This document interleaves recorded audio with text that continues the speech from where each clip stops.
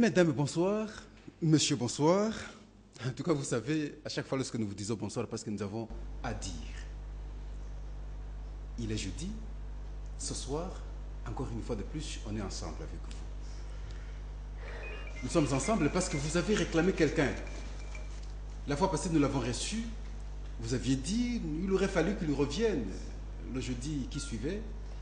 Mais il a fallu, nous avons passé jeudi, et voilà aujourd'hui, on a fourni l'effort, parce que ce n'est pas toujours facile de l'avoir au téléphone. Et voilà, aujourd'hui, on est avec lui. On est avec lui encore pour analyser les questions d'actualité.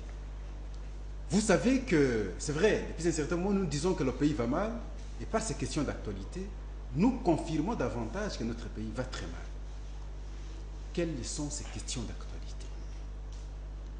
La composition du nouveau bureau de la Commission électorale nationale indépendante pose un problème. On s'est entendu de la manière qu'on s'était entendu, mais pour ne fût-ce que désigner les membres maintenant, les différentes composantes, habilitées à envoyer des personnes, le problème se pose à ce niveau-là. Surtout du côté de la société civile. Qui va présider cette commission? Voilà la grande question.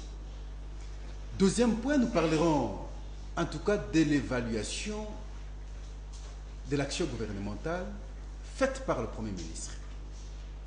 Ça a créé des débats.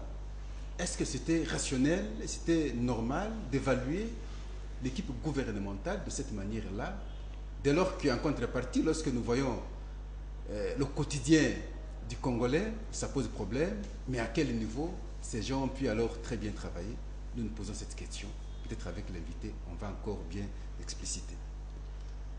L'Équateur, le gouvernorat de l'Équateur, l'élection des gouverneurs en Équateur,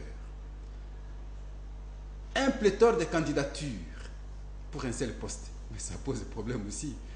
Est-ce que les gens vont parce qu'il faudrait qu'ils se retrouvent quelque part pour satisfaire sa petite famille, ou c'est pour l'intérêt de la communauté?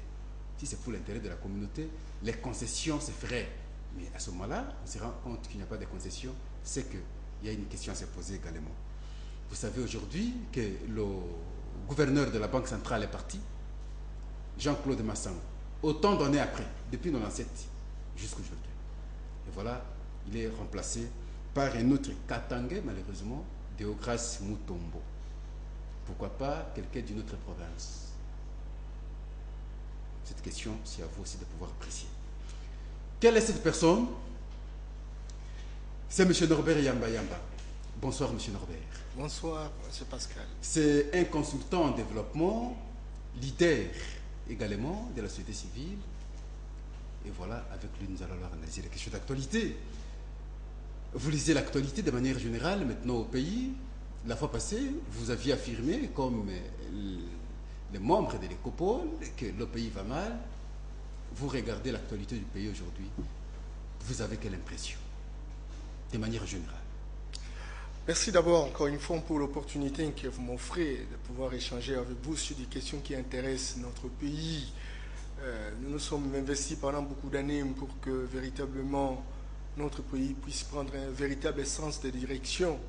Il me semble que la question qui a été posée hier, celle de savoir si le pays était malade, et tous, comme un seul homme, nous avons répondu que le pays était dans une salle d'urgence. Le pays était véritablement dans une salle d'urgence, il est au coma, il est sous bonbonne, et qu'il y avait quand même nécessité qu'on puisse y mettre une véritable thérapeutique dans la perspective de le réveiller de son sommeil de mort. Malheureusement, j'ai comme l'impression que les gens n'ont pas conscience de ce que cela représente, la gravité de cet état de maladie. On ne représente pas ça parce qu'on ne peut pas non plus accepter de pouvoir envoyer les stagiaires dans une salle d'urgence. Comme qui dirait qu'en fait, les gens sont préoccupés à planifier la mort. Hier, ce sont des munitions qui tuaient les gens. Aujourd'hui, le nombre de personnes qui meurent simplement parce qu'ils ne peuvent pas avoir des aspirines, ils sont plus que ceux qui sont morts.